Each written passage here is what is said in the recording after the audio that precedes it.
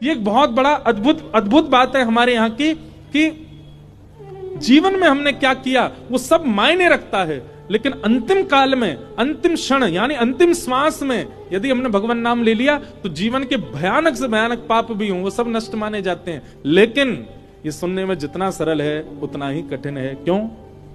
जन्म जन्म मुनि जतन कराही, अंत काल अंत नाम प्रभु आवत नाही।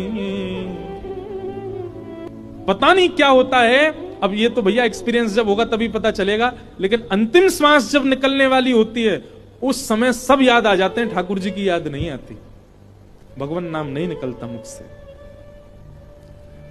आपको बेटा याद आ जाएगा, नाती याद आ जाएगा, बहू याद आ जाएगी, अपने पूर्व के संबंध याद आ जाएंगे, नाना नानी दादा दादी सब याद आ जाएंगे। लेकिन उस काल में ऐसा कितनी बार शास्त्रों में प्रमाणित किया गया कि अंतिम काल में भगवान नाम याद नहीं आता। बस पता नहीं क्या होता है बुद्धि को कि उसी समय वो वृंदावन को भूल जाती है, राधा रमण जी को भूल जाता है, किशोरी जी को भूल जाता है। इसीलिए हमारे यहां कहते हैं क्या, इतना नाम जप करो, इतना किशोरी जी को ध्याओ, इतना वृंदावन जाओ, इतने संत जनों की प्रार्थना करो, इतनी रज माथे से लगाओ, इतना यमुना का दर्शन करो, इतना ब्रज को अपने चित्त में बसा लो कि बाकी सब भले भूल जाए, ब्रज नहीं जावे चित्त से, सदा ब्रज की स्मृति बनी रहे।